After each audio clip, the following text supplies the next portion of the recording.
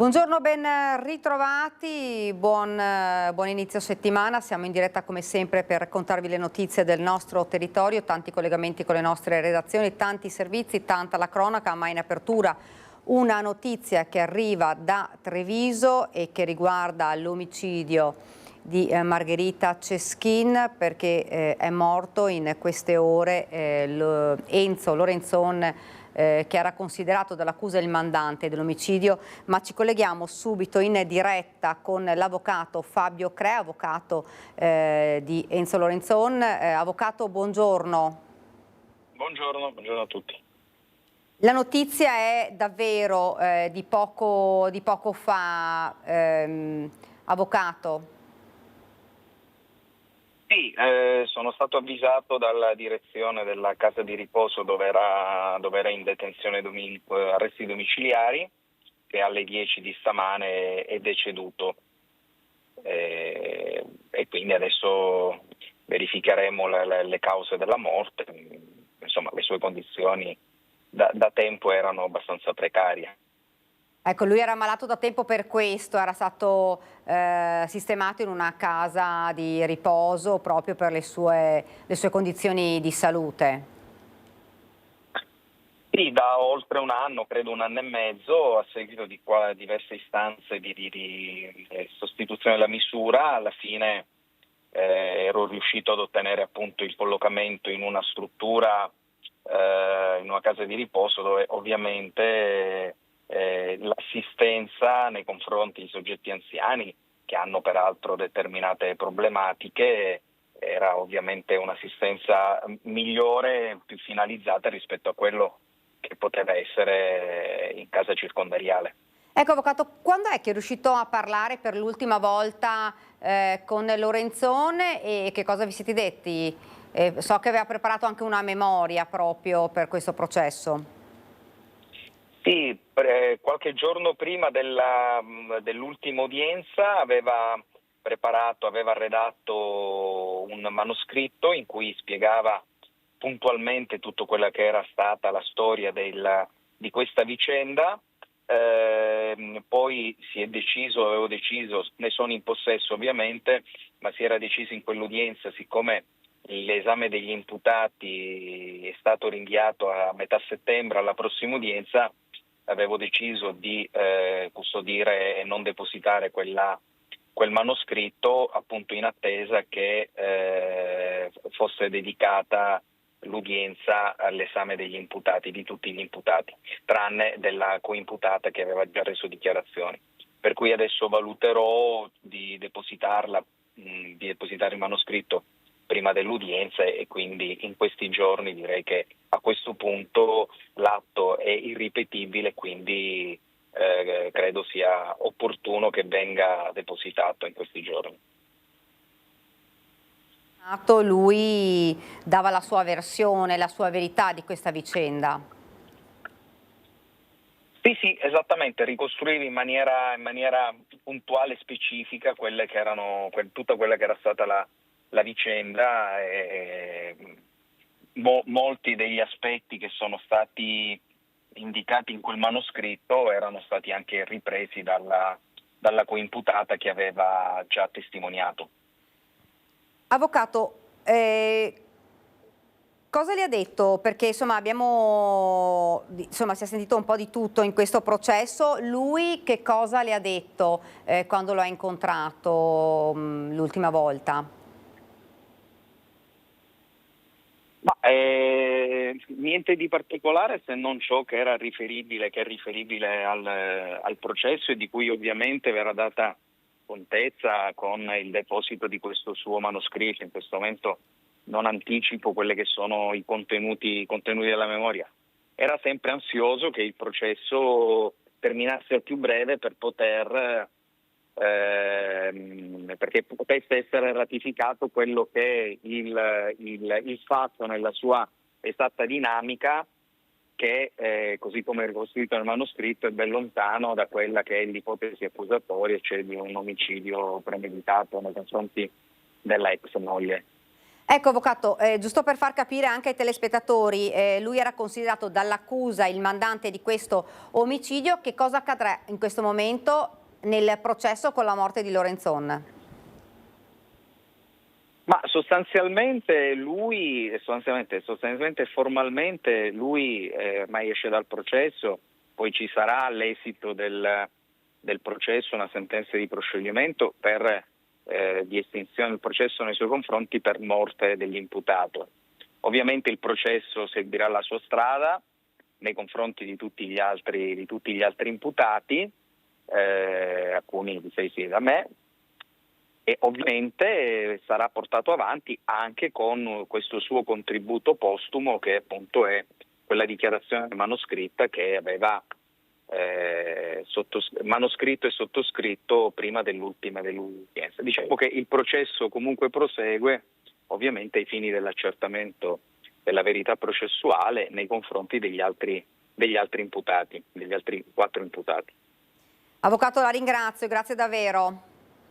Grazie Grazie a lei. Arrivederci. Grazie, arrivederci. Noi ovviamente torneremo a parlare di questa vicenda, un omicidio che aveva davvero sconvolto l'intera comunità, quello di Margherita Ceschin, e questo processo che vede imputate diverse persone domenicane. Insomma, ne parleremo nel corso dei nostri telegiornali a partire dalle 18:30 per il Veneto e dalle 19:30 per Treviso. E noi andiamo avanti con questa nostra prima edizione, andiamo a Gemona per un altro omicidio, efferrato omicidio. Sarà conferito oggi l'incarico per l'autopsia sul corpo di Alessandro Venier, di 35 anni, ucciso e fatto a pezzi nella sua casa a Gemona dalla mamma e dalla convivente. All'esame autoptico ci sarà l'avvocata Federica Tosel, parteciperà anche un perito della difesa che dovrà essere nominato. La procura di Udine sta anche proseguendo le indagini nella villetta dell'orrore per cercare riscontri sul dettagliato racconto di Lorena Venier. La donna ha spiegato che il corpo del figlio è stato sezionato in casa, tuttavia in nessuna stanza sono state trovate tracce ematiche di rilievo. L'infermiera 61enne ha comunque ribadito anche nel corso dell'udienza di convalida dell'arresto che nessuna persona, a parte la compagna del figlio, è stata coinvolta nel delitto, né nell'organizzazione né nella fase successiva, cioè nei 5 giorni che sono trascorsi prima della telefonata al 112 fatta dalla convivente Meilin per costituirsi. E noi andiamo avanti sempre parlando di Gemona perché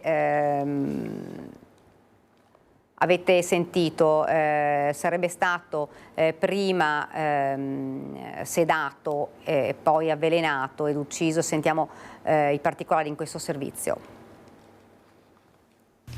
Prima lo hanno narcotizzato sciogliendo un farmaco in una limonata, poi Lorena Venier, la mamma, gli ha iniettato dell'insulina con una siringa perché la prima sostanza non faceva effetto.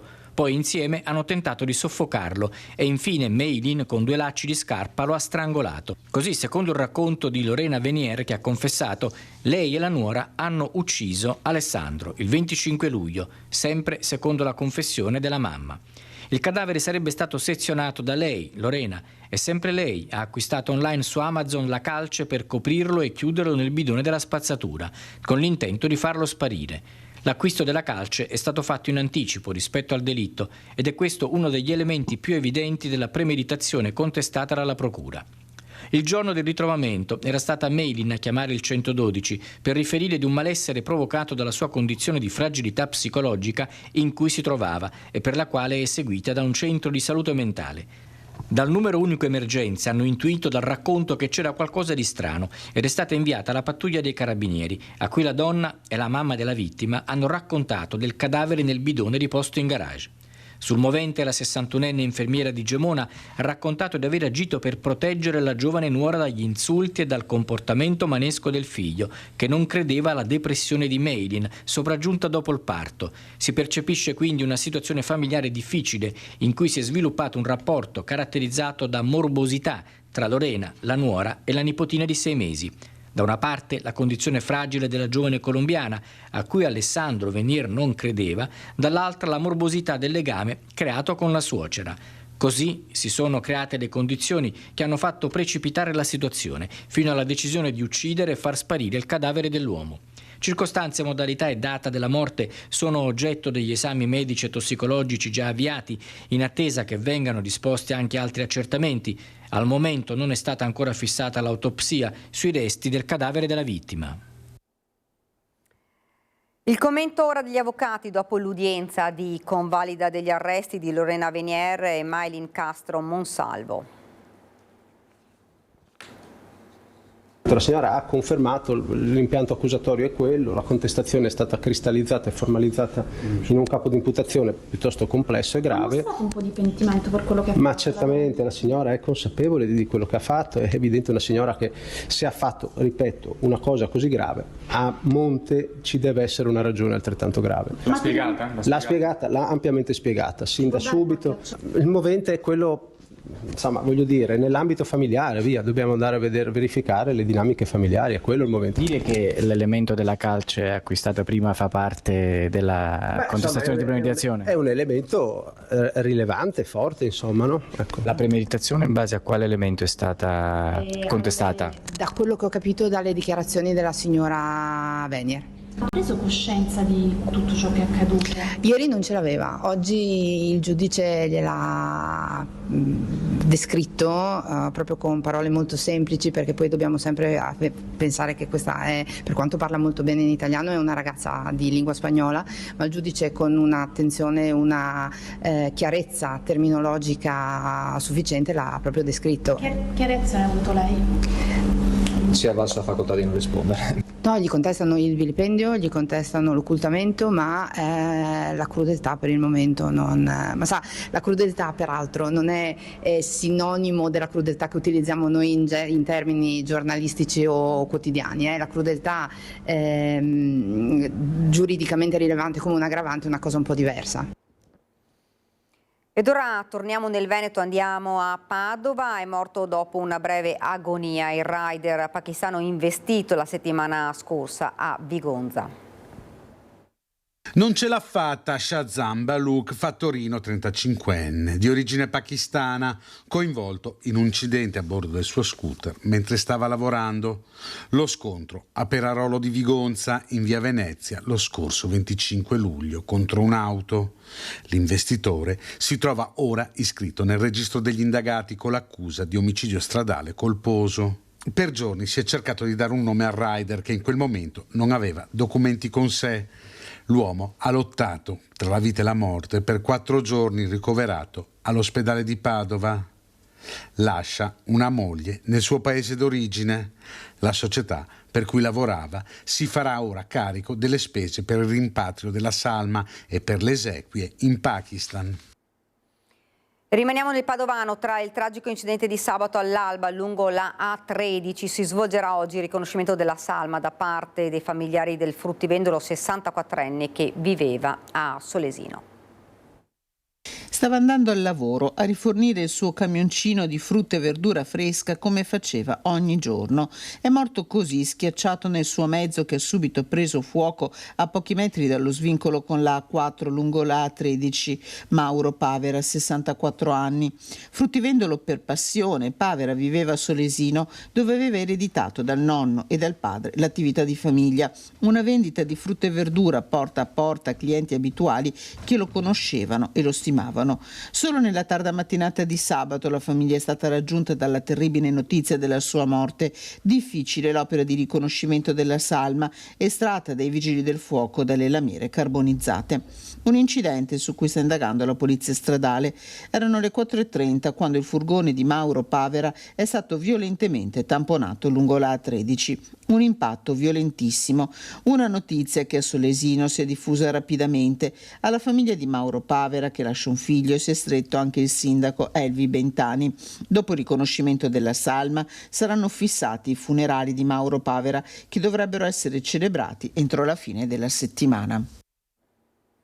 E purtroppo continuiamo a parlare di tragedie della strada. Aveva appena sconfitto un terribile linfoma Michael Angeli, il 29enne morto in un tragico incidente stradale in via distrettuale a Mareno di Piave, in provincia di Treviso. Lo strazio della mamma era il nostro Angelo a Cimodolmo, dove il giovane viveva. Nessuno si dà pace.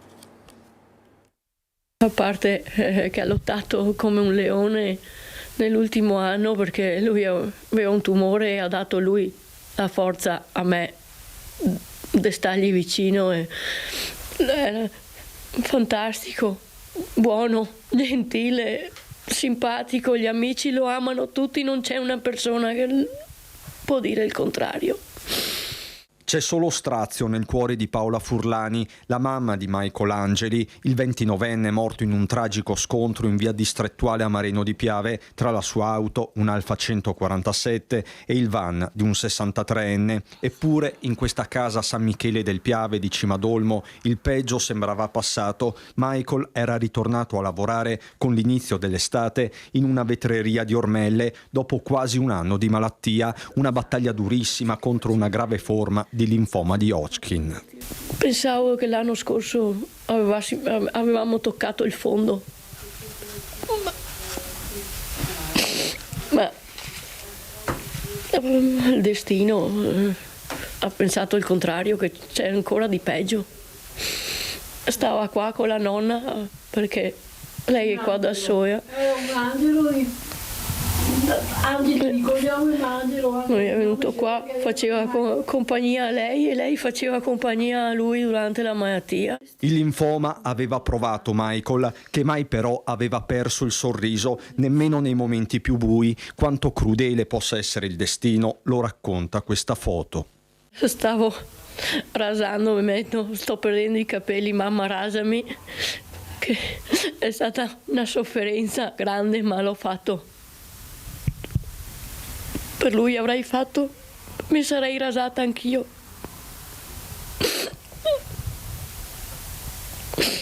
E quel giorno ridevamo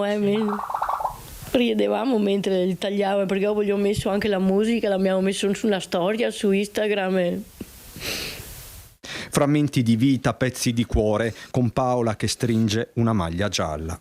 È una delle tante, perché lui ne ha 7-8 e da ieri sera che ce l'ho in mano non riesco a lasciarla. Lui è appassionato di giocare a calcio, calcetto, il Milan. E proprio una partita di calcio saponato si stava recando Michael nella zona di San Pietro di Feletto, anche questo un modo per ripartire. E ieri mi ha detto vado a giocare a calcetto e ci vediamo domani. E gli ho detto stai attento, ci vediamo domani.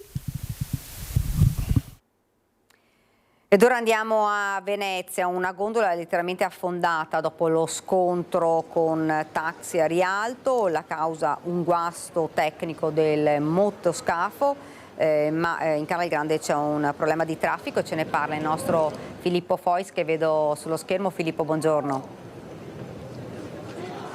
Buongiorno Daniela, buongiorno ai telespettatori di Antenna 3. Vedete alle mie spalle il ponte di Rialto. Tra poco l'inquadratura si sposterà lentamente per inquadrare la fondamenta che si chiama Riva del Vin, fino a raggiungere il luogo in cui, un po' coperto da un vaporetto che in questo momento è in sosta all'imbarcadero, il luogo in cui ieri alle 17 si è verificato questo incidente. L'incidente, come detto, ha coinvolto un taxi acqueo e una gondola.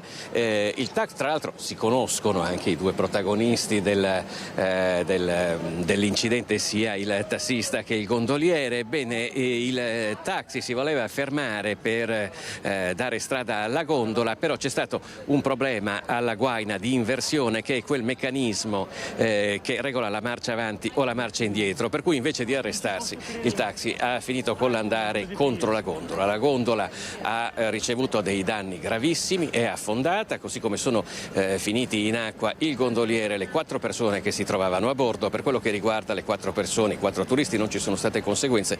Il gondoliere invece accusava dei dolori alla schiena, per cui sono stati svolti degli accertamenti all'ospedale civile di Venezia. Come detto, si è trattato di una fatalità in questo caso, e però una fatalità che riporta il dibattito a tutta una serie di polemiche che c'erano state già negli anni passati per quello che riguarda il traffico qui a Rialto. Però prima, per chiudere questa parentesi, ascoltiamo che cosa la dichiarazione che ci ha rilasciato Manuel Tifi, che è il presidente dell'associazione Sostituti Taxi, a cui è associato il tassista che è stato protagonista dell'incidente. Un guasto meccanico purtroppo che ha portato alla rottura dell'invertitore ed è partita la marcia dell'imbarcazione. Ha ben operato il sostituto rispettando tutte le norme di sicurezza, aiutando l'amico gondoliere nel recuperare e nel portare in sicurezza tutti i passeggeri. Un posto che purtroppo conosciamo bene per il traffico e per una vicenda triste. E in questo caso qui il guasto meccanico poteva succedere a chiunque e è stata rispettata la velocità di navigazione, in quanto con il Barcavelox, tra l'altro con l'avvento del Barcavelox, tutti rispettano i limiti di velocità. Un guasto che purtroppo ha traumatizzato fortemente il sostituto, ma che ha voluto fortemente, appena successo, anche richiedere i test antidroga e alcol, appunto per togliere qualsiasi dubbio. Un ragazzo molto bravo, che lavora bene, che lavora in sicurezza, i mezzi sono tutti sempre controllati e in piena manutenzione e ci auguriamo che non succeda più. Dunque questo quanto affermato da Manuel Tifi. Si è trattato di un guasto tecnico che tra l'altro ci dicono gli esperti non sia poi così raro per questi motoscafi, però ci sono diversi argomenti, spunti di riflessione che sono stati lanciati anche da Tifi. Il primo riguarda, certo si è parlato molto della velocità in laguna e da metà settimana sono entrati in funzione i Barcavelox, sono dispiegati, sono tantissimi, tutti nei canali di maggiore frequentazione di Venezia, come la tratta che state vedendo. Funzionano come i tutor in autostrada, vale a dire scattano una fotografia, un'imbarcazione da un punto A e poi in un punto B, calcolandone il tempo di percorrenza e di conseguenza la velocità. Le multe sono salatissime perché si parte da un minimo di 150 euro, c'è da dire che però i margini di arrotondamento sono abbastanza generosi. Qui la velocità in questo tratto che vedete è di 7 km all'ora, ma insomma si può arrivare tranquillamente anche a 9. C'è da dire che però tutti vanno molto più piano a Venezia da quando sono stati messi in funzione i Barcavelox. L'altro problema invece, e parlava di una triste vicenda Manuel Tifi, adesso sposta un po' l'inquadratura il nostro Sandro Ponchio per farvi vedere la zona in cui nell'agosto del 2012 perse la vita in un altro incidente il criminologo tedesco Joachim Vöckel. In questo caso si era trattato di un incidente tra una gondola, lui si trovava a bordo con la moglie, e un vaporetto. Proprio recentemente, mi pare il 25 luglio, quindi pochi giorni fa, la famiglia di Vöckel ha visto riconosciuto un risarcimento da circa 4 milioni di euro dopo 12 anni di percorso giudiziario. In questo caso, come abbiamo detto, le barche vanno piano, ma c'è un enorme problema di traffico. Questa è una delle zone più trafficate di Venezia in questo momento. Fatalità non ne vediamo tantissimo, ma insomma chi conosce Venezia sa, e chi soprattutto naviga per Venezia sa, che il ponte di Rialto è uno dei luoghi più frequentati, per cui diciamo che con tantissime imbarcazioni che si incrociano c'è sempre il rischio che possa capitare qualcosa. Bisogna fare naturalmente molta attenzione. Abbiamo visto che a volte però l'attenzione può anche non servire, perché può capitare un guasto tecnico. Io direi che per ora da Venezia è tutto. Daniela, ti restituirei la linea. Grazie davvero a Filippo Fois. Noi continuiamo con la cronaca, ci spostiamo sempre in Friuli perché c'è stato un terribile schianto in autostrada a Gorizia all'altezza del confine. È morta una donna di 32 anni nell'auto divorata dalle fiamme. La figlia di 8 anni è grave, altri 3 feriti ricoverati negli ospedali vicini. Tragico schianto nella notte a Gorizia tra 2 automobili sul raccordo che conduce dal confine sloveno in Italia. Una donna di 32 anni è morta carbonizzata nell'auto divorata dalle fiamme. La figlia di 8 anni è rimasta gravemente ferita, così come altre 3 persone, le cui condizioni sarebbero però meno preoccupanti. L'incidente è avvenuto attorno alle 3:50 lungo l'autostrada slovena H4, proprio a ridosso del confine. A bordo delle 2 auto viaggiavano complessivamente 5 persone. Sulla prima, completamente distrutta dal fuoco, c'era la vittima con il marito e la figlia, tutti di nazionalità serba e residenti in Svizzera. Molto probabilmente la famiglia rientrava dalle vacanze trascorse nel paese d'origine. Padre e figlioletta sono riusciti a uscire dall'auto mentre la mamma è rimasta incastrata tra le lamiere incandescenti. La bambina ha riportato un trauma addominale con frattura del bacino e rottura della vescica ed è stata elitrasportata al Santa Maria della Misericordia a Udine in codice rosso, l'uomo in codice giallo nello stesso ospedale per un trauma toracico. In mattinata la bimba è stata trasferita all'ospedale di Padova. Sull'altra auto c'erano altre 2 persone che sono ricoverate negli ospedali di Udine e Gorizia, hanno riportato politraumi al bacino e agli arti inferiori. La centrale operativa Sores ha inviato sul posto l'elisoccorso, l'automedica e 2 ambulanze che hanno operato con il supporto dei vigili del fuoco, sia italiani che sloveni, rilievi della polizia stradale di Gorizia. Ed ora torniamo a Padova con la cronaca. Furto in un locale del centro storico di Padova. I ladri sono fuggiti con un bottino di 10.000 euro. Sta indagando la polizia sul furto avvenuto nella notte tra sabato e domenica nel cuore di Padova in via Santa Lucia. Il locale aveva chiuso da poche ore quando i malviventi sono entrati agendo completamente indisturbati all'interno del ristorante passando per Roma. Qui, dopo aver messo a soqquadro i locali, sono riusciti a fuggire con un bottino di 10.000 euro. Ad accorgersi del furto sono stati i titolari dell'attività che domenica mattina si sono ritrovati davanti l'amara sorpresa e sotto shock hanno avvisato la polizia. Immediate sono partite le indagini. Gli agenti hanno acquisito le immagini delle telecamere di videosorveglianza, adesso al vaglio della scientifica. Ladri che si sono mossi con una certa sicurezza, quelli entrati nel ristorante, da qui l'ipotesi che ad agire sia stata una banda di professionisti. E noi continuiamo a parlare di furti, ma ci spostiamo nella Marca trevigiana. Furti tentati e compiuti nel fine settimana in pieno centro a Treviso, nella zona di Madonna Granda. Servono più controlli, dicono i residenti che lanciano un'allerta per il degrado crescente della zona. Dall'osteria PR sono stati asportati un iPad e il fondo cassa. Siccome il sabato mattina siamo chiusi, sono arrivato al pomeriggio, ho trovato la finestra sfondata, all'inizio pensavo fosse, non so, chiusa male, dimenticato, sono entrato, in realtà ho trovato tutto a posto, poi ho visto che mancavano tutti i soldi dalla cassa e mancava l'iPad che era appoggiato sopra. Se ne sono andati con un iPad e un bottino di circa 400-500 euro in contanti, i soliti ignoti che hanno colpito in via del Mille all'osteria Pierre. Per il titolare, dopo una settimana di lavoro, un'amara scoperta. I ladri, ammesso siano più di uno, sono entrati da questa finestra aperta con un piede di porco. Prima ho trovato una vicina che abita qui sopra e mi diceva che alle 7 è passata col cane, aveva visto la finestra aperta, non mi ha detto niente perché pensava che fossi dentro in realtà, quindi la finestra già alle 7 del mattino era aperta. In 5 anni non è mai successo nulla di anomalo, anche se la zona comunque sì, è sempre buia, è sempre un po' diciamo periferica, ecco. Ma il colpo da Pierre non è un caso isolato, sono diversi i locali finiti nel mirino nel fine settimana nella zona di Madonna Granda, compreso un negozio di parrucchiera. Da un bar sarebbe stato prelevato il fondo cassa in monete per diverse centinaia di euro. Segni evidenti sono stati lasciati al bar Bella Treviso e nel vicino ristorante di sushi, evidenti i tentativi di effrazione. Hanno tentato un attimo di entrare ma alla fine non sono entrati, penso. Quando siamo aperti verso le 10:30 siamo venuti a preparare, abbiamo visto la porta che è così. Secondo te servono più controlli? Che cosa serve fare? Perché hanno colpito anche servono più controlli qua in giro, forse perché adesso ci sono anche tante immigrazioni anche qua.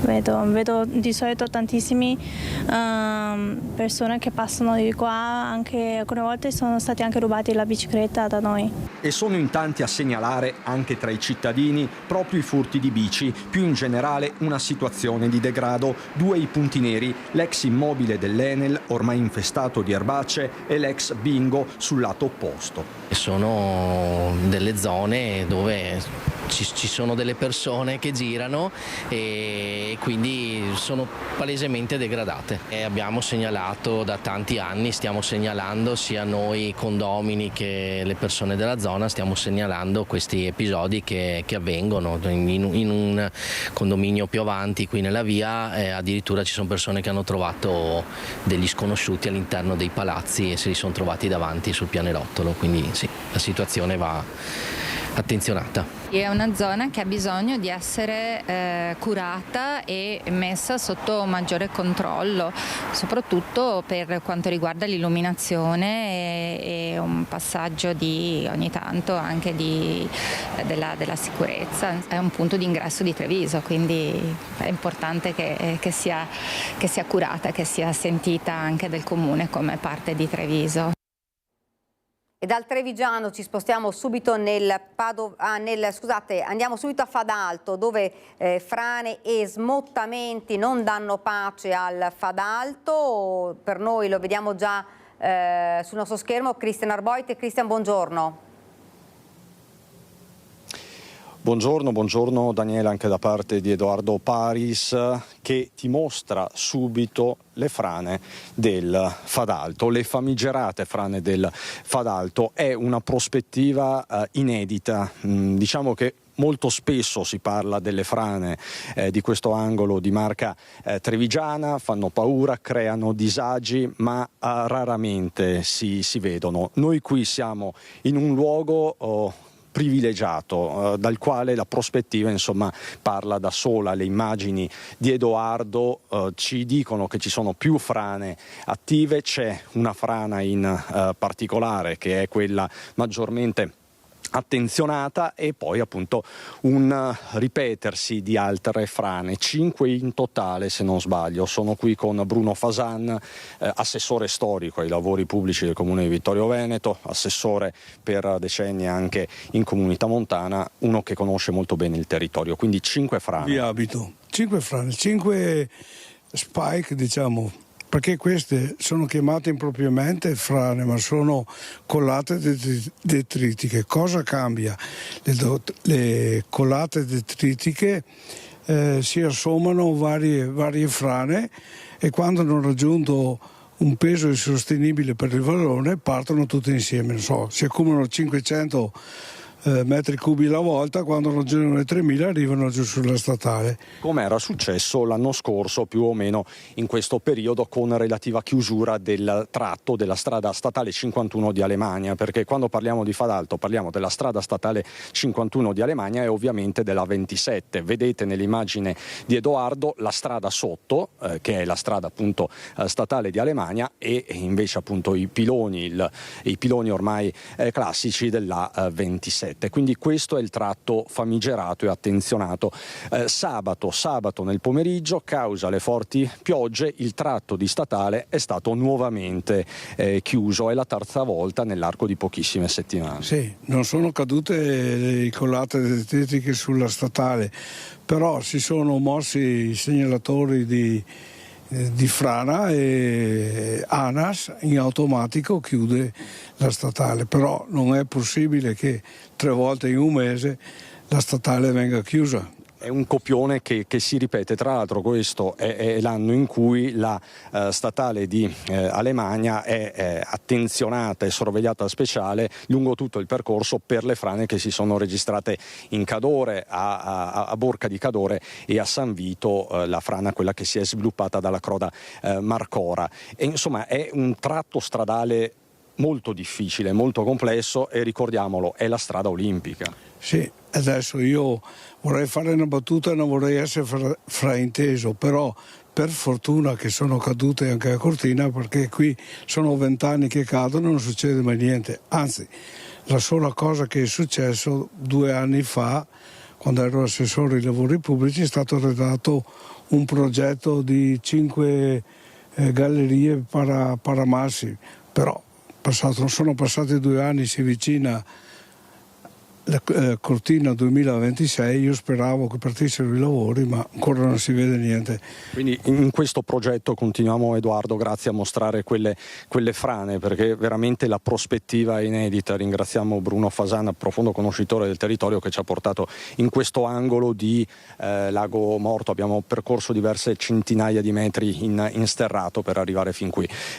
Quindi c'è un progetto, lei lo aveva presentato con delle gallerie paramassi. L'ha presentato presentato ANAS e io l'ho visto, sono 5 gallerie per complessivi 1400 metri e c'è anche un ulteriore problema perché gli spike, le famose colate detritiche verranno deviate verso il lago, ma sotto ci scorre la ferrovia, non so come risolvono questo problema. Il problema, per risolverlo, io direi che bisogna fermare a monte prima di arrivare sulla statale queste colate detritiche. Basterebbero fare dei piazzali in cui ogni volta che arriva un po' di frana pulire e fino a quando si assesta la montagna. Quindi intervenire a monte e intervenire a valle con queste gallerie Paramassi. Quindi immagino che lei si senta di lanciare un appello, se può venire qui con me Fasan, lanciare un appello ad ANAS e alle istituzioni che lei ben conosce. Ci sono notevoli ingegneri che sanno più di me, però io pensavo che se ci fossero stati dei piazzali di accumulo a monte con uno scavatore che costantemente andava a pulire non arrivavano mai sulla strada e forse si risparmiava anche un po' di soldini.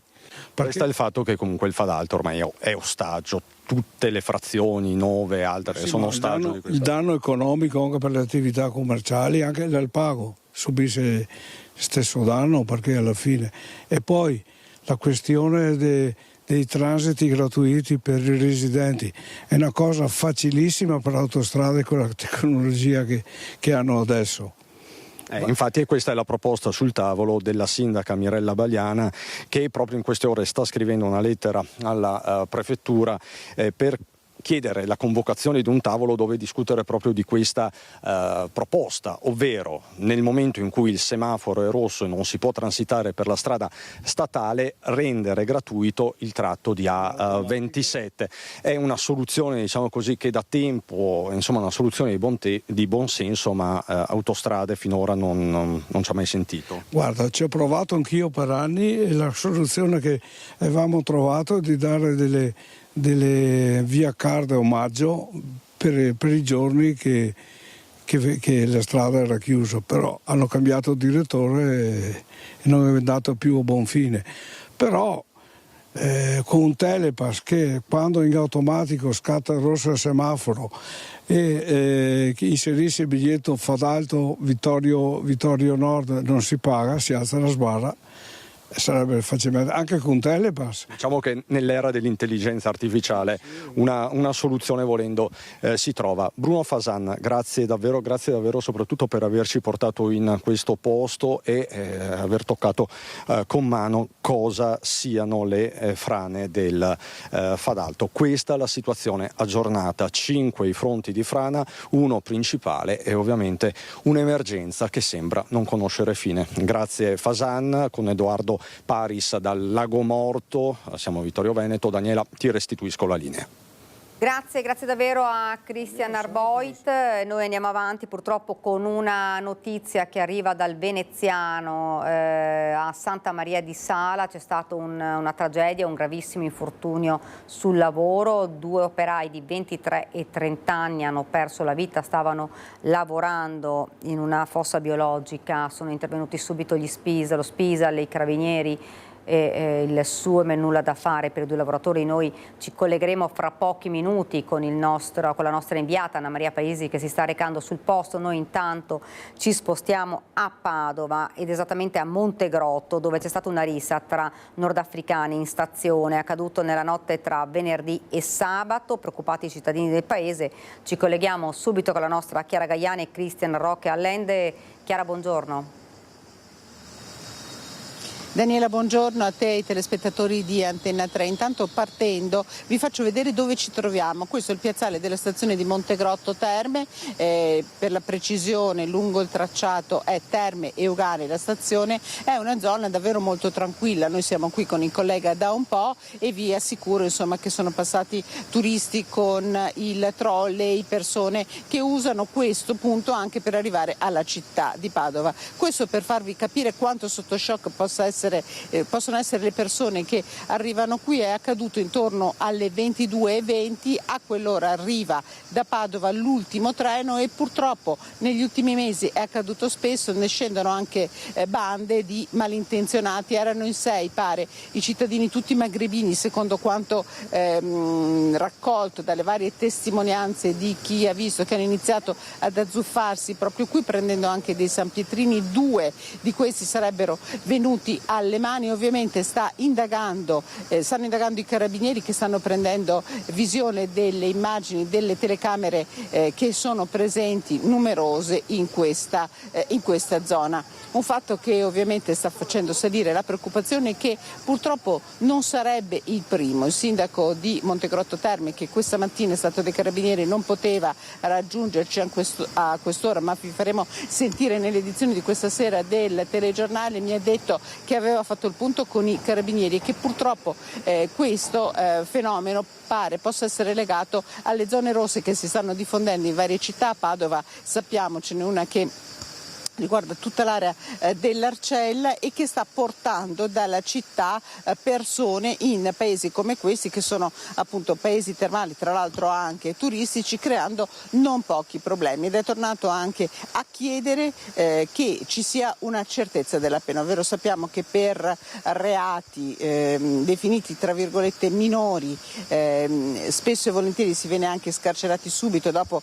che la polizia, i carabinieri, le forze dell'ordine hanno bloccato le persone. Questo ovviamente crea delle difficoltà ad amministrazioni in paesi tranquilli come Montegrotto Terme, ma tutti gli aggiornamenti ve li daremo nell'edizione del telegiornale di questa sera. Da Montegrotto ti restituisco la linea, non prima di aver ringraziato per la collaborazione tecnica il collega Cristian Roque Allende.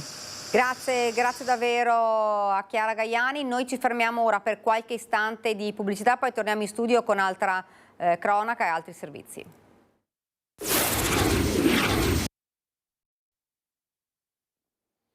Siamo tornati nuovamente in studio, l'avevamo annunciato poco fa, una ennesima tragedia sul lavoro, 2 persone sono morte a Santa Maria di Sala, ce ne parla la nostra Anna Maria Parisi che si trova sul posto. Anna Maria, buongiorno.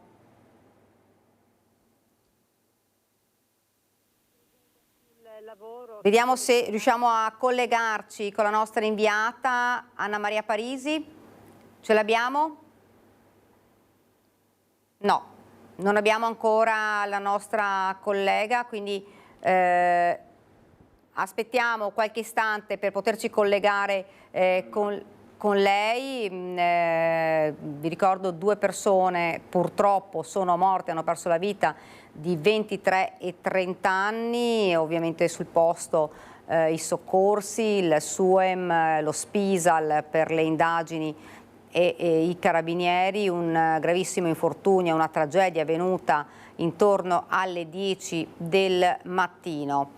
Se riusciamo a collegarci, se no altrimenti intanto, eccola qui. Anna Maria, buongiorno.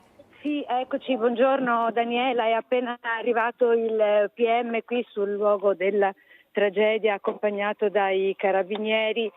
È successo in via Desman 62, qui a Veternigo di Santa Maria di Sala, il tragico infortunio sul lavoro con 2 vittime, 2 persone molto giovani di 23 e 30 anni, 2 ragazzi morti in seguito a delle esalazioni. Non si sa se precisamente siano nel frattempo caduti o abbiano perso i sensi e come sia avvenuta questa tragedia all'interno di un'abitazione privata, una villa da poco acquistata da una signora che aveva chiamato per le operazioni di spurgo delle fognature questa ditta incaricata dei lavori. La tragedia a metà mattinata odierna, adesso sul posto, come dicevo, non soltanto noi cronisti della stampa, ma naturalmente le forze dell'ordine con i vigili del fuoco e i carabinieri e con l'IPM. Siamo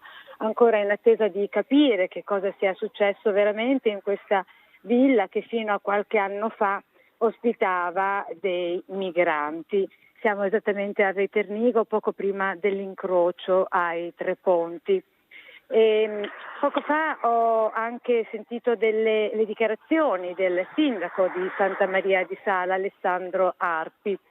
Non so se le abbiate già mandate in onda, Daniela. No, le mandiamo in onda subito, così sentiamo che cosa ha detto, le prime parole del sindaco di Santa Maria di Sala. Le mandiamo subito, Anna Maria. Sì, e poi ci risentiamo non appena ho delle novità, quindi adesso la linea al sindaco di Santa Maria di Sala con le dichiarazioni appena raccolte, e poi vi richiederò la linea se dovessi sapere qualcosa di più, Daniela. Grazie davvero Anna Maria. Sentiamo dunque il sindaco di Santa Maria di Sala. Chi erano i ragazzi defunti? Sembra che 2 operatori nella messa a regime di una biologica di un residente privato nelle operazioni di rimozione della parte solida sono rimasti così intrappolati, avendo inalato dei fumi che li hanno fatti svenire e poi sono venuti a mancare. Quando si è verificata questa tragedia, questo tragico infortunio sul lavoro con la morte di questi 2 ragazzi? Stamane intorno a metà mattinata è arrivata la segnalazione, adesso sul posto c'è Spisal, stiamo aspettando anche il PM per la verifica della questione. Quindi l'incidente è successo in un'abitazione privata dove la proprietaria ha chiamato questa ditta? Sì, confermo, era una residenza privata, aveva chiamato questa ditta esterna per le operazioni di messa a punto della biologica ed è successo il misfatto. Quanti anni avevano i ragazzi deceduti? Erano molto giovani, ero tra i 20 e i 30 anni. Queste sono le prime ricostruzioni, quindi ancora i dati non sono quelli definitivi? Sì, come vedete appunto l'area adesso è interdetta, stanno facendo le verifiche del caso il PM e i carabinieri della stazione di Milano insieme con i pompieri. Dove ci troviamo esattamente qui, sindaco? Siamo in via Desman 62, questa villa non più tardi di 4 anni fa aveva ospitato anche degli extracomunitari tramite una cooperativa e venivano fatti con loro dei progetti sociali. Adesso fondamentalmente questa abitazione è stata acquistata da alcuni privati e ad oggi non abbiamo comunque a livello di anagrafe nessun residente in questo civico. Grazie sindaco. Grazie a voi. Dunque avete sentito le parole del primo cittadino di Santa Maria di Sala, ovviamente torneremo su questa tragedia ennesima, lo ripetiamo, sul lavoro nel corso dei nostri telegiornali, ma anche in questa edizione se ci dovessero essere ulteriori notizie rispetto a questa tragedia, a questo dramma avvenuto questa mattina a Santa Maria di Sala.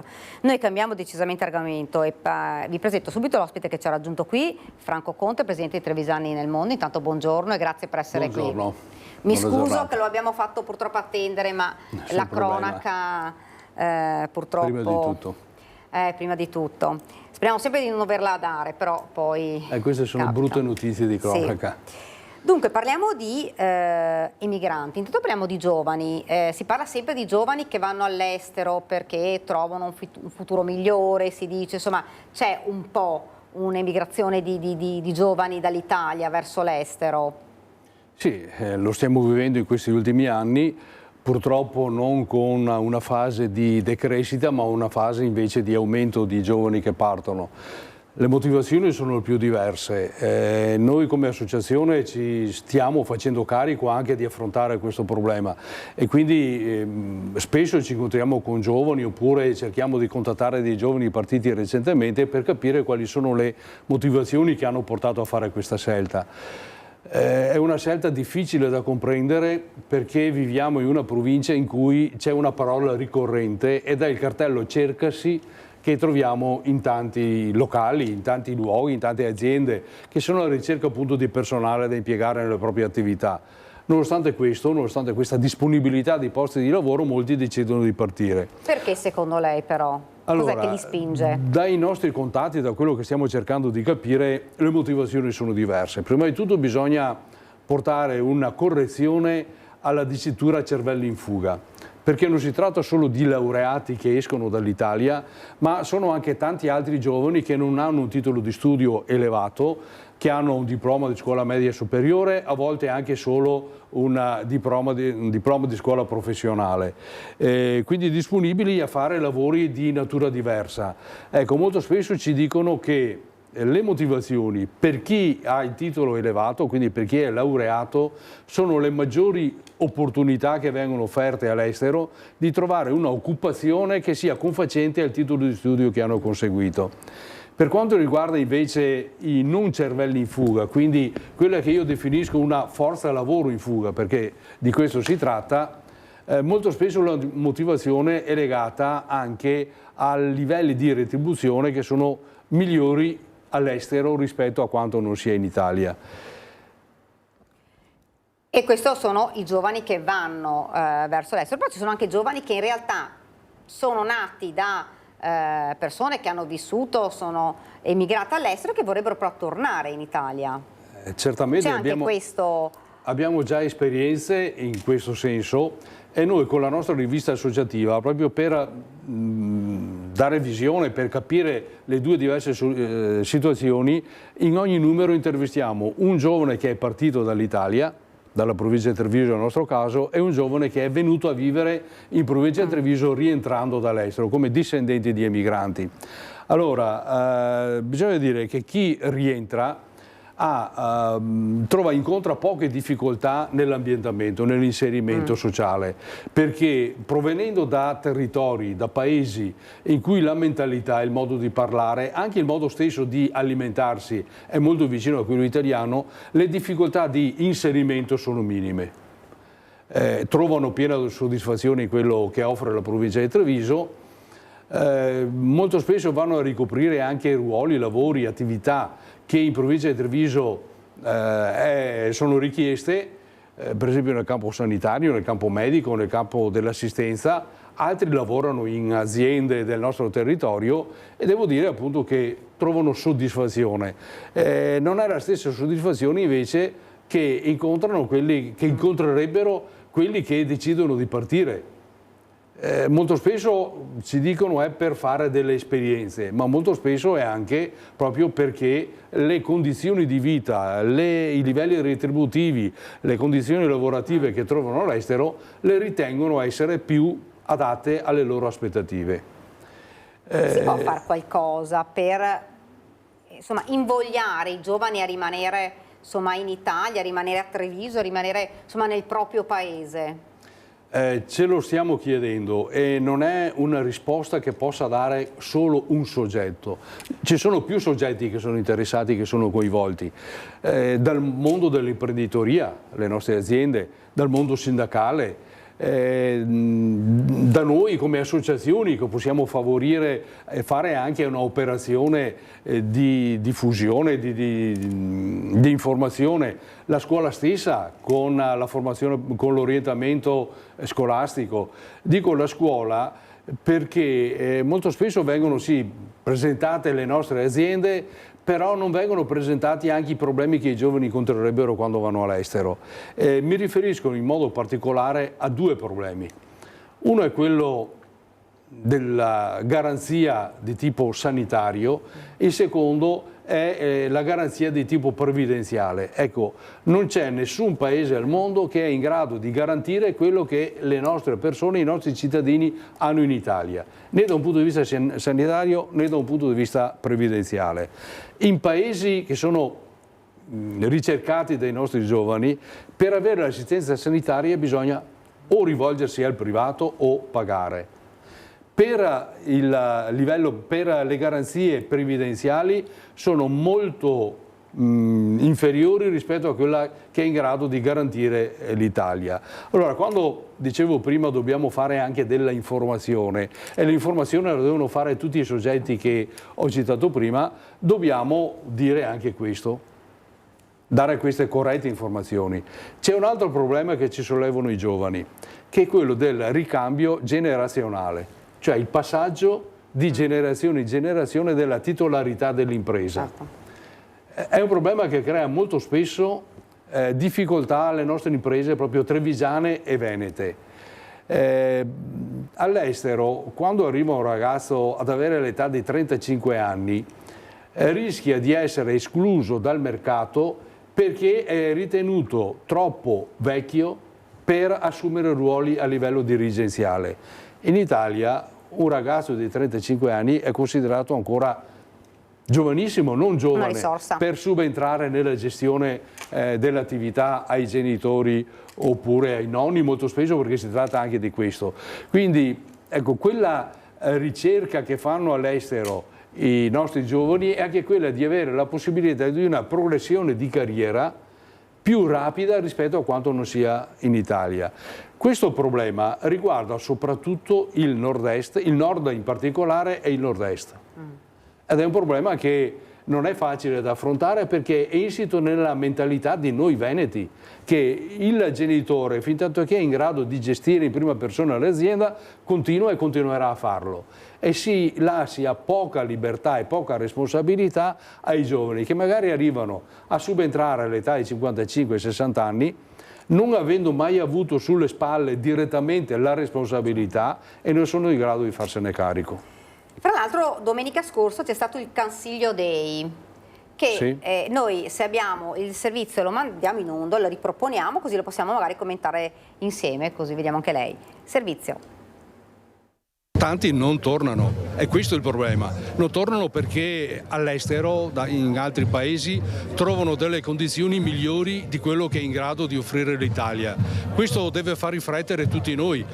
Trevisano, non scordare quella terra tanto bella, a cui devi le tue doti di profonda umanità.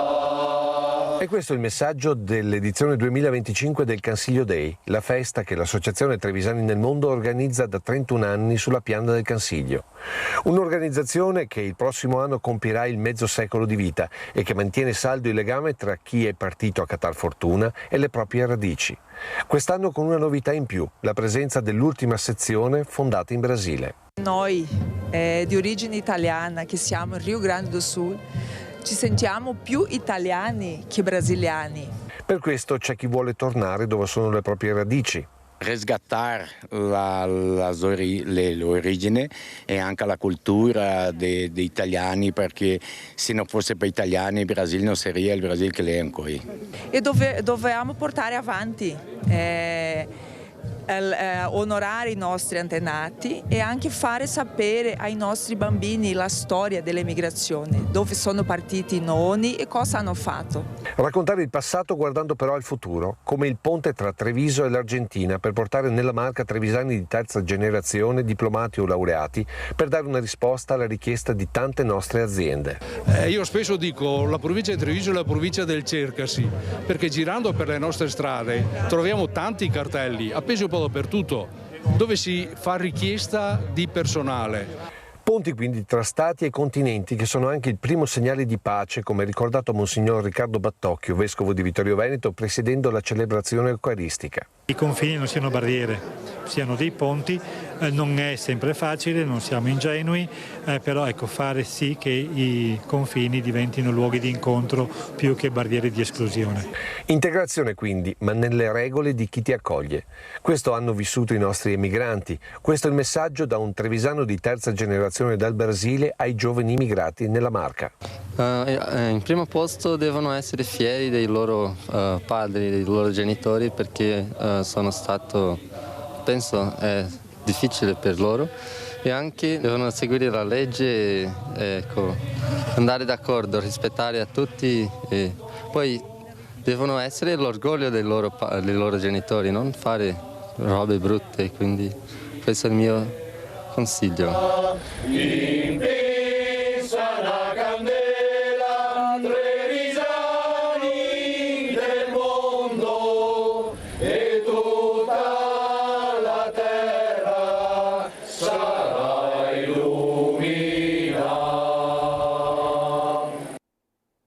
Sentire parlare questo giovane che, insomma, figlio di un emigrato che, insomma, avrebbe potuto essere anche una risorsa italiana.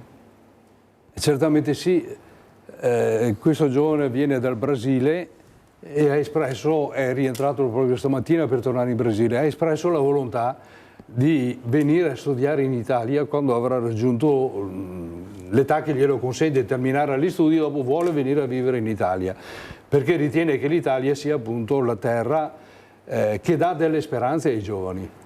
E allora, questo è l'appello da lanciare ai giovani che vogliono invece andare via dall'Italia. Credete di più nell'Italia. Ecco, questi giovani che sono rientrati proprio in occasione del Consiglio Dei, ma anche altri che noi intervistiamo, quando chiediamo ti manca qualcosa dell'Italia, ecco, c'è una risposta ricorrente: mi manca la vita sociale. Cioè, quello che questi giovani vivono all'estero non ha la stessa rispondenza a quello che è il modo di vivere, il modo di percepire anche i rapporti con le altre persone che abbiamo noi in Italia. Il fatto che manchi la vita sociale vuol dire che quando hai finito di lavorare tu vai a casa, resti a casa con te stesso, magari con la tua famiglia, stai sicuramente bene, hai un buon livello di retribuzione, però il rapporto con le altre persone, che è sempre un rapporto arricchente, quello ti manca. Noi ce lo sentiamo dire, è la risposta finale a tutte le nostre domande, la risposta finale è sempre questa: mi manca la vita sociale. Quindi l'importanza di veicolare questo messaggio è quello che in Italia c'è possibilità di realizzare i propri sogni, questo va detto ai giovani, e soprattutto ci sono cose che magari all'estero non si trovano. Beh, certamente sì. Ecco, allora io dico, se da tanti paesi c'è il desiderio di venire in Italia, perché dall'Italia si vuole partire? Allora, io rispetto i giovani e dico fanno bene, i giovani che vogliono uscire, vogliono partire per fare delle nuove esperienze. Se questi giovani dopo qualche anno rientreranno, credo siano un arricchimento non solo per loro stessi, un arricchimento non di tipo economico, ma un arricchimento per l'Italia, perché vengono riportate a casa delle esperienze che sono sempre positive. È quello che è successo in passato. Molti degli emigranti storici, quelli del secondo dopoguerra, ma anche quelli degli anni, delle fasi precedenti, quando sono rientrati in Italia hanno portato soprattutto le esperienze. Molti di questi emigranti al rientro sono diventati imprenditori. Credo non sia casuale, è dovuto al fatto che hanno portato con sé un bagaglio di esperienze e di confronto con paesi diversi, con realtà diverse. Queste esperienze, se riportate in Italia, sono sicuramente un arricchimento per noi tutti. La vostra attività sarà anche quella di veicolare questo messaggio a chi è all'estero, ma anche a chi in Italia vuole andare all'estero. Questa è una delle vostre attività anche. Ne stiamo parlando con quelle categorie che ho detto prima, dalla Camera di Commercio alle associazioni di categoria, con i nostri imprenditori, con la dirigente provinciale scolastica, proprio perché c'è bisogno di mettere insieme tutte queste risorse, tutte queste diverse competenze per fare un'azione che sia quella di portare i giovani a credere di più nel nostro Paese. Grazie, io ringrazio davvero Franco Conte per essere stato con noi. Io non so se abbiamo già collegato con noi Fabio Fioravanzi, perché si è conclusa una degli eventi più importanti, il Palio di Feltre 2025, e vediamo se Fabio è in linea con noi, che così insomma ci racconta di questa manifestazione importante, storica di Feltre. Fabio, buongiorno. Portoria, perché Portoria quest'anno al Palio di Feltre ha interrotto quello che è stato per un certo periodo il dominio di Duomo. Con noi qui a Pra del Moro il presidente del Palio di Feltre, che forse vive l'unico giorno dell'anno in cui non sta già organizzando un palio. Sì, il lavoro riprenderà a brevissimo, intanto oggi ci riposiamo e godiamo i grandi risultati della 2 giorni che ci siamo appena lasciati alle spalle, con tanta gente, tanto entusiasmo e un risultato anche agonistico di rilievo, insomma. Spero anche con la gioia di averci avuto a raccontarlo a tutta Italia attraverso i canali di Antena 3. Sì, quello è assolutamente un valore aggiunto per il quale ringraziamo ovviamente l'emittente, perché consente anche a chi è impossibilitato ad arrivare a Feltre di immergersi nella nostra atmosfera. Si può quantificare tra il sabato sera nella città, nel centro storico, nella città antica, e la domenica qui in Pra del Moro, quanti siano stati gli spettatori? Ma stiamo ancora facendo i conti, comunque certamente superiori alle 15.000 persone, quindi un risultato di assoluto rilievo. Ecco, novità di quest'anno, parlando di cavalli, e aspetto spettacolare, la carica di carabinieri. Sì, la carica del 4° reggimento a cavallo dei Carabinieri provenienti da Roma, un evento spettacolare che non capita certo tutti i giorni di poter ospitare, è la prima volta che venivano in provincia di Belluno e che ha portato un valore aggiunto alla manifestazione, ma anche un riconoscimento della qualità della manifestazione stessa e del lavoro che un esercito di volontari porta avanti tutto l'anno. Com'è nato questo ingresso dei Carabinieri in Pra del Molo? L'idea di chi è stata? Chi è che ha fatto la trade union? Ma è un lavoro che è durato molto perché i primi contatti sono stati avviati già sul finire dell'anno scorso. In questo frangente è stato decisivo il fatto che un reparto, un piccolo contingente del reggimento fosse ospite del nucleo Carabinieri della biodiversità del Vinchetto di Cellarda, con cui il Palio di Feltre collabora in grande armonia da anni. Da là è partita l'idea e grazie alla collaborazione prima della Compagnia di Feltre e del comando della Compagnia di Feltre, poi del comando provinciale dei Carabinieri, siamo riusciti ad avviare l'iter, completarlo e poter avere qua il 4° reggimento. Non so se la domanda farla all'uomo o al presidente del Palio, ma quando hanno urlato Pastrengo l'emozione qual è stata? È stata alta e soprattutto per un feltrino innamorato della propria città e della propria manifestazione, quando si sono disposti davanti alla tribuna urlando onori alla città di Feltre, è stata davvero un'emozione unica che mi pare abbia colpito anche tutto il pubblico.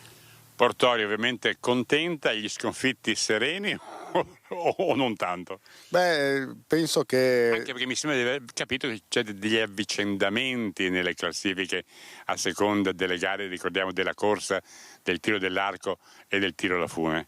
Non è che Portorio sia stata in testa dall'inizio. No, è stata in testa solo sul finire e la cosa emozionante è stata che alla fine dell'ultima gara c'erano 3 quartieri primi a pari merito e quindi è stato decisivo il miglior punteggio della gara dei cavalli che ha premiato Portorio. Però avere 3 quartieri, tutti e 2 a pari merito, tutti e 3 a pari merito a 32 punti, significa anche che questi quartieri stanno lavorando sodo e stanno lavorando bene per arrivare pronti anche alle gare, quindi anche una cartina di tornasole sullo stato di salute anche di questo aspetto del Palio.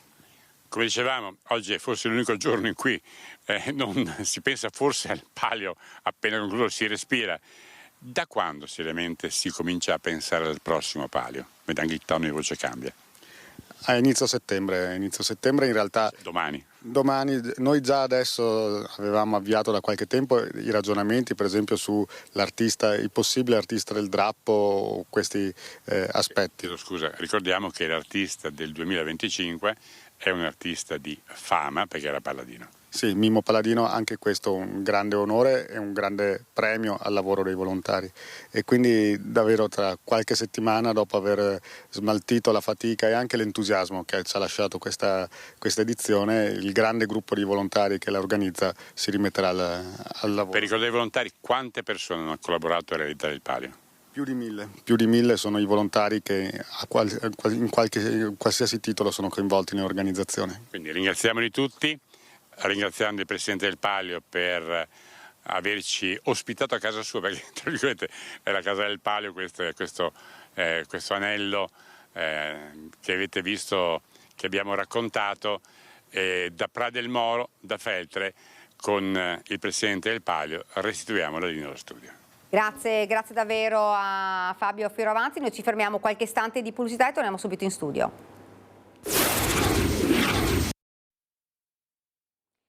Rieccoci nuovamente in studio, apriamo la pagina politica e lo facciamo con Fabio Chies, coordinatore provinciale di Forza Italia, che ci ha raggiunto. Buongiorno. Buongiorno ai telespettatori. E partiamo con la notizia, insomma, elezioni regionali 2025 e Fabio Chies sarà candidato alle regionali. Ormai è quasi 2 mesi che abbiamo i gazebi in tutta la provincia, i gazebi di Forza Italia, ma anche i gazebi col mio nome.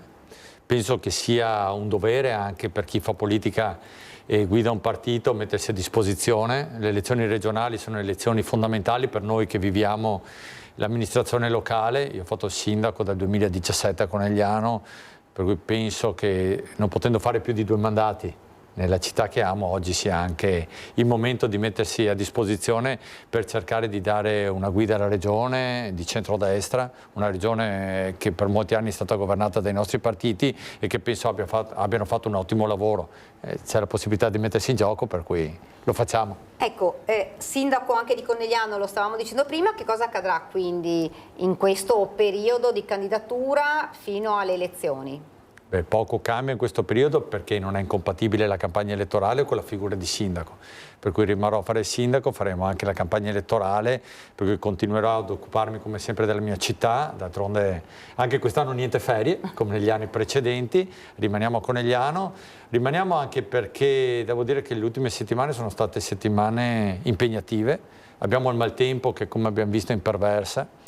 Abbiamo queste cose che una volta succedevano raramente, invece oggi succedono in maniera sempre più cadenzata e anche per questo abbiamo fatto fare delle nuove analisi, entrando in un argomento che oggi è all'ordine del giorno, delle nuove analisi fitologiche sulle piante, anche esami di tiraggio sulle piante più importanti, perché i cittadini ce lo chiedono, ci chiedono di essere sicuri, ma quando noi facciamo le analisi sulle piantumazioni diciamo sempre le facciamo per eventi normali, cioè capiamo se la pianta sta bene, capiamo se l'apparato radicale è un apparato radicale che può tenere la pianta, però la può tenere in situazioni normali. Se invece le situazioni non sono più normali ma diventano situazioni straordinarie, bisogna che le analisi che vengano fatte su situazioni straordinarie, il che non vuol dire tagliare tutti gli alberi, perché se le facciamo e le parametriamo su un tifone ovviamente dobbiamo tagliarle tutte, però dobbiamo avere il buon senso di capire che gli eventi eccezionali non saranno più eccezionali, per cui spostare il livello dell'analisi e capire che le piante devono resistere a un certo tipo di evento che diventa sempre, come ho detto, più frequente. E lo stiamo facendo, questo purtroppo, lo dobbiamo già dire ai cittadini, ci porterà a tagliare alcuni alberi, ma i cittadini ci chiedono la sicurezza e non si può sempre sperare che la fortuna ci venga incontro. Anche gli alberi che sono caduti in molte delle nostre città, fortunatamente sono cadute magari su auto in sosta, ma se pensiamo invece che auto in sosta fossero auto che stanno correndo o una signora col bambino, il passeggino che sta magari correndo a casa, visto che il maltempo arriva in pochi minuti, ci troveremo magari a dover piangere delle persone che non ci sono più e questo non vogliamo che succeda. Ecco, tornando anche alla candidatura però, qualora insomma ci fosse questa elezione, chi traghetterà poi il comune fino alle elezioni che dovrebbero essere, se non sbaglio, Conegliano 2026? Sì, in questo caso sarebbero nel 2026 e traghetterebbe il vice sindaco fino alle elezioni. Una situazione che si è già vista a Montebelluna quando si candidò Favaro, per cui sono situazioni che nei comuni grandi succedono, non creano difficoltà, nel senso che il comune non deve tornare subito al voto, ma aspetta le elezioni di primavera come è normale che sia. Per cui una transizione molto lineare, però in questo momento qua la cosa più importante è fare la campagna elettorale, trovare i candidati, perché in ogni provincia ci saranno 9 candidati in ogni lista dei partiti principali, per cui anche Forza Italia presenterà una lista con 9 candidati, tra i quali noi ci auspichiamo ci siano molte persone che hanno fatto amministrazione locale, per cui hanno l'esperienza di governo del territorio. Per esempio penso a Cristina Andretta che ha fatto le ultime elezioni europee. Che sarà insomma nella lista? Ma io mi auguro proprio di sì, l'ho sentita anche oggi, insomma abbiamo un ottimo rapporto e penso che in questo caso debbano mettersi in gioco tutte le persone che hanno più visibilità. Lei ha anche appena corso un'elezione con ottimi risultati, non dobbiamo essere gelosi dei risultati degli altri, ma anzi mettere in campo tutte le migliori risorse che abbiamo. Ecco, rispetto invece alla situazione centrodestra, insomma, lo sappiamo, ne abbiamo parlato spesso, manca ancora questo fatidico nome, anche se insomma più o meno sappiamo quale potrebbe essere, però insomma questa diciamo pausa rispetto al nome, potrebbe creare qualche problema, qualche frizione in più. Ma frizioni no, però al tempo stesso penso che i cittadini abbiano il diritto di sapere quale sarà il candidato, per cui ci aspettiamo che in tempi brevi vengano sciolte le riserve rispetto al nome del candidato. La coalizione non è un problema, centrodestra unito in Veneto, e questa è l'indicazione che arriva da Roma ma arriva anche dal territorio. Per cui niente che disorienterà l'elettore, ma penso anche che la campagna elettorale debba cominciare velocemente. Ripeto, molti di noi l'hanno cominciata e la stanno facendo insomma, in maniera abbastanza normale, però si comincerà la campagna elettorale vera e propria a settembre, perché il tempo massimo per l'elezione è il 23 novembre, come sappiamo bene, e già 45 giorni prima ci saranno le liste. Vuol dire che a settembre, quando la gente tornerà dalle ferie, per chi avrà la fortuna di andarci, saremo già in piena campagna elettorale. Dovremo avere il nome del candidato e i nomi delle liste, poi c'è tutta la parte burocratica che appesantisce, e anche qui è un po' assurdo che partiti delle nostre dimensioni debbano fare tutta la trafila, ma insomma questa è e questa faremo, ma soprattutto dobbiamo andare dall'elettore a dargli una proposta concreta, una proposta di programma, perché parliamo sempre di nomi, parliamo poco di programmi. Io penso invece che il Veneto sia una regione che merita un programma importante, che stiamo stendendo insieme alle altre forze del centrodestra e che appunto i primi di settembre metteremo sul tavolo e finalmente correremo. Anche perché, insomma, sappiamo, il centro-sinistra è già partito.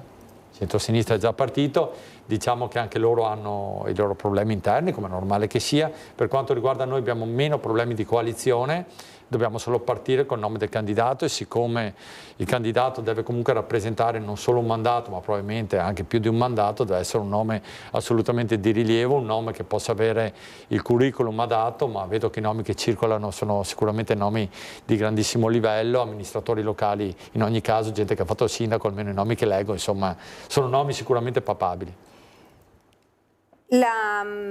La fine, insomma, cioè la chiusura dell'epoca Zaia cambia, insomma, un po'. Cambia in maniera importante, perché comunque avevamo un presidente della giunta regionale che era un presidente che aveva una grandissima visibilità, sicuramente una persona molto amata sul territorio veneto, non sarà facile sostituirlo. Non sarà facile neanche gestire il prossimo Consiglio regionale, sarà un Consiglio regionale impegnativo, perché cambiamenti epocali come questi inevitabilmente cambiano anche i processi di guida della regione. Abbiamo molti dirigenti regionali che stanno andando in pensione, anche questa è una questione da prendere per mano, perché comunque la struttura della regione è una struttura importante che deve convogliare anche e mettere a terra programmi che sono programmi per una regione che è la seconda regione più importante d'Italia, per certi versi anche la prima, per cui ci aspetta per chi verrà eletto un grandissimo lavoro.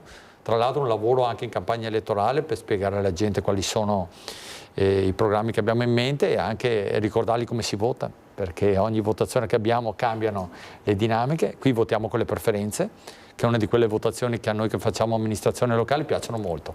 A noi non piacciono le elezioni dove non ci sono le preferenze, vorremmo venissero reintrodotte anche a livello nazionale, perché ciò permetterebbe di legare di più i candidati e gli eletti al territorio. Oggi un eletto della regione deve essere tra la gente, perché per scrivere la preferenza devono conoscerti, devono apprezzare il lavoro che hai fatto, per cui bisogna stare in mezzo alla gente, parlare loro, spiegare i programmi, mentre se non hai le preferenze il voto è un voto di lista, un voto di partito, per cui serve meno la relazione con il cittadino. L'importante è che la gente vada a votare. Sì, io lo dico sempre ogni volta che faccio un evento pubblico, indipendentemente dal fatto che uno voti centrodestra o centrosinistra, l'importante è andare a votare, perché quando vediamo le percentuali che oscillano intorno al 50%, talvolta anche nei comuni si va sotto il 50%, viene un po' meno la legittimazione popolare al governo, e questo è qualcosa che la gente dovrebbe capire, perché chiunque amministri ha voglia di essere legittimato, ha voglia di avere il consenso delle persone che gli stanno vicine, altrimenti avremo una politica sempre più distante dai problemi reali del Paese, e questo è un po' quello che viviamo e vediamo succedere in altre democrazie occidentali, ancora in maniera maggiore che in Italia, ed è un grosso problema, perché nel momento in cui il politico non si sente più controllato dalla gente, e in quel momento il politico si sente di poter fare quello che vuole, prendere anche scelte che vanno contro il bene comune. Invece più sei controllato, più la gente ti conosce, più voti con le preferenze e più ti senti la responsabilità di rappresentare le persone. Ecco, rispetto invece al giorno delle votazioni non è ancora stato fissato, si pensa intorno alle 17. Sì, questa è la deadline è il 23 novembre, vuol dire che entro il 23 novembre dobbiamo votare. Si pensa probabilmente alla settimana prima, questa è una delle date ipotetiche, ma comunque si voterà in novembre ormai, perché l'indizione deve essere fatta 2 mesi prima. siamo in agosto, per cui i primi di settembre penso che avremo la data, avremo il candidato presidente del centrodestra e potremo finalmente correre, anche se, ripeto, io e molti altri stiamo già facendo la campagna elettorale, anche perché per quanto riguarda noi della provincia di Treviso, il collegio è la provincia di Treviso stessa, per cui 94 comuni, e se facciamo 2 conti in 2 mesi vuol dire che su 94 comuni in 60 giorni devi essere almeno in un comune e mezzo 2 al giorno, ogni giorno, e la provincia di Treviso è anche grande, complessa, ha problemi molto differenti da comune a comune, ci portiamo da un'area montana a un'area completamente di pianura, una grande tutela ambientale di cui abbiamo bisogno, abbiamo l'area del Prosecco nella zona dove sono io, abbiamo aree più industrializzate, insomma è una provincia che poi ha quasi 1 milione di abitanti, perché un'altra cosa che sottovalutiamo spesso è che la provincia di Treviso è molto eterogenea come territorio, nel senso che i comuni sono distribuiti in maniera uniforme, però abbiamo tanti abitanti, per cui è una delle province più numerose del Veneto, anche se il capoluogo Treviso ha solo 80.000 abitanti, per cui veramente siamo disseminati. Ecco, quando parliamo poi di programma, che cosa si aspetta dal nuovo Consiglio regionale? Quali sono le tematiche secondo lei che maggiormente dovrebbero affrontare anche in breve tempo? Per esempio il centro-sinistra ci dice la sanità. Io penso che la sanità sia sicuramente uno dei punti cardine che dovrà essere sviscerato dal prossimo Consiglio regionale. Intanto abbiamo una sanità di eccellenza. Però dobbiamo dire che a fianco delle eccellenze abbiamo anche, come sempre succede quando si lavora, dei problemi, soprattutto sulle liste d'attesa che si stanno in qualche modo risolvendo, però il problema c'è ancora, sui medici di base e anche sui medici ospedalieri, per cui ci sono tante situazioni da prendere in mano e poi bisogna fare riforme strutturali, questo è fondamentale, perché ci troviamo ogni tanto a rincorrere delle situazioni, l'infrastruttura, perché una regione come il Veneto non può avere carenza di infrastrutture, perché quando dialoghiamo e parliamo con i grandi imprenditori del territorio vediamo che le linee di comunicazione sono fondamentali, potenziare anche quelle su rotaia, la metropolitana di superficie di cui si parla tanto deve diventare assolutamente una realtà, perché gli spostamenti oggi devono essere spostamenti veloci, possibilmente poco inquinanti, ma soprattutto per i tanti pendolari bisogna avere la possibilità di spostarsi all'interno della rete ferroviaria in maniera veloce, in maniera pratica, in maniera che permetta loro di andare a lavorare ma anche di fare spostamenti per brevi periodi di vacanze. Insomma, penso che si possa utilizzare molto bene e anche per gli stranieri che vengono sul nostro territorio, che sono sempre di più, poter utilizzare le biciclette, i metodi di spostamento green, utilizzando anche al tempo stesso le interconnessioni con le ferrovie. Penso che queste siano alcune delle grandi sfide, ma avremo tempo di parlarne. Anche perché il nuovo Consiglio regionale si troverà anche con un grandissimo evento che è quello di Milano Cortina. Assolutamente sì, innanzitutto è un bene, perché sento alcune volte che qualcuno si lamenta anche. I grandi eventi e le Olimpiadi sono eventi che segneranno il nostro territorio per i prossimi decenni, per cui avere un grande evento come questo è importantissimo. Tra l'altro noi abbiamo anche tanti patrimoni dell'UNESCO all'interno della nostra regione, questi saranno da volano, si aiuteranno. Le Olimpiadi aiuteranno il turismo aiuterà le Olimpiadi. Ripeto, se ci tiriamo indietro rispetto ai grandi eventi perderemo anche quel ruolo di leadership che una regione come il Veneto deve avere. Tra l'altro dobbiamo anche essere una regione che guarda all'internazionalizzazione, per cui mi dispiace ogni tanto se vediamo un po' rattrapirci in alcuni discorsi. Noi non dobbiamo aver paura del futuro, dobbiamo considerare che abbiamo dei giovani meravigliosi che però vogliono che i politici guardino al futuro, che non vadano con lo specchietto retrovisore. Noi dobbiamo guardare avanti, essere consci di cos'è la nostra regione, avere la volontà di dare un futuro a questi ragazzi e fare in modo che questi ragazzi diventino anche protagonisti. Questa è un'altra delle grandi sfide che avremo. Come tempistiche, la presentazione della lista? La presentazione della lista avverrà sicuramente verso la prima settimana di settembre, perché ripeto, alla fine 60 giorni prima vuol dire che a metà settembre dovremmo avere le liste pronte per preparare la parte burocratica. Voi i nomi li avete già però, insomma, sì, diciamolo. Sì, le liste le abbiamo già, adesso stiamo sgrezzando le ultime cose, vedendo anche di avere una rappresentanza omogenea sul territorio, una rappresentanza tra l'altro uomo-donna, che è un'altra rappresentanza importante. Ricordiamo che abbiamo le quote di genere nelle liste, per cui su 9 candidati 5 saranno di un sesso e 4 dell'altro. Noi ci auguriamo come Forza Italia di avere sempre una rappresentanza femminile importante, perché può essere ci siano anche 5 donne e 4 uomini, per cui insomma ci stiamo lavorando e stiamo facendo una bella lista. Ecco, e fra i nomi l'abbiamo capito, insomma ci sarà l'Andretta. Ma io mi auguro proprio di sì, anzi ne sono sicuro. E si punta soprattutto, ci dicevi prima, insomma, chi ha lavorato nei comuni, un referente insomma. Io penso di sì, penso che per fare consigliere regionale una condizione fondamentale sia essersi confrontati col mondo del lavoro e aver fatto anche amministrazione locale. Dico sempre che sono due questioni importanti, una perché essersi confrontati col mondo del lavoro vuol dire sapere la fatica che si fa a portare a casa uno stipendio a fine mese, e la seconda è quella che riguarda il fatto di aver fatto un'amministrazione locale, perché ti dà quella forma mentis di sapere di dover rispondere al telefono, che secondo me è una cosa fondamentale.